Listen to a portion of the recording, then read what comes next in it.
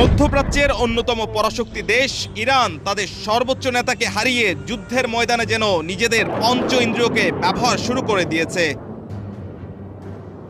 Tehran এবারের যুদ্ধের দ্বিতীয় দিনে ইসরায়েল সহ পুরো মধ্যপ্রাচ্যে হামলা চালিয়ে যেন ক্ষান্ত হয়নি। দিন শেষে তারা হামলা চালিয়েছে ইউরোপীয় দেশ সাইপ্রাসেও।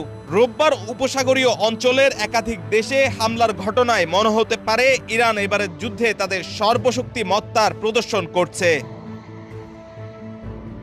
জানা গেছে, রোববার বিকেলের দিকে ইসরায়েল মার্কিন যৌথ বাহিনী দ্বিতীয় দফা তেহরানে হামলা চালানোর পর তেহরানও যেন কোমর বেঁধে নেমেছে অল আউট অ্যাকশনে। এ সময় তারা সৌদি আরব, আরব আমিরাত, বাহরাইন, ইসরায়েল ও ইউরোপের দেশ সাইপ্রাসে ড্রোন ও মিসাইল হামলা চালিয়েছে। এদিন তেহরান সবচেয়ে বড় হামলাটি চালায় ইসরায়েলের আবাসিক এলাকা বেইত শেমেশে। সেখানে অসংখ্য সামরিক বেসামরিক লোকজনের হতাহতের ঘটনা ঘটে। এবারের যুদ্ধে মুসলিম বিশ্বের বিশ্বাসঘাতক হিসেবে পরিচিতি লাভ করা সৌদি আরবও এদিন হামলা চালায় তেহরান।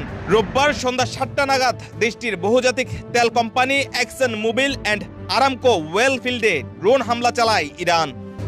সব মশার বিরুদ্ধে সুরক্ষা দিতে এলো বসুন্ধরা এক্সট্রিম অ্যারোসল, মশার বিরুদ্ধে এক্সট্রিম সুরক্ষা।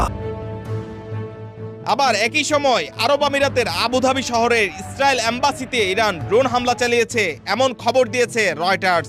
এছাড়া একই সময় বাহরাইনের রাজধানী মানামার ক্রাউন প্লাজা হোটেলে ড্রোন হামলা চালায় তেহরান। এদিকে উপসাগরীয় অঞ্চলে আব্রাহাম লিঙ্কন নামের একটি মার্কিন এয়ারক্রাফট ক্যারিয়ারে হামলার কথা জানিয়েছে ইরানের রেভলিউশনারি গার্ড। এদিন দেশটির সর্বোচ্চ নিরাপত্তা বাহিনী শীর্ষ কর্মকর্তাদের বরাত দিয়ে এমন খবর প্রচার করেছে ইরানের রাষ্ট্রীয় টেলিভিশন চ্যানেল IRIB। যুদ্ধের দ্বিতীয় দিন রোববার নতুন এক খবরের জন্ম দিল তেহরান। এদিন প্রথমবারের মতো ইউরোপের কোনো দেশে মিসাইল হামলা চালালো ইরান। জানা গেছে, ইউরোপীয় দেশ সাইপ্রাসে ইসরায়েলি সামরিক সরঞ্জাম লক্ষ্য করে 2টি মিসাইল হামলা চালিয়েছে ইরান।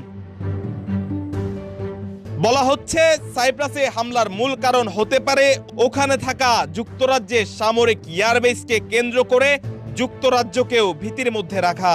মধ্যপ্রাচ্য ভিত্তিক সংবাদ মাধ্যম জেরুজালেম পোস্টকে বিষয়টি নিশ্চিত করেছে যুক্তরাজ্যের ডিফেন্স সেক্রেটারি জন হেলি।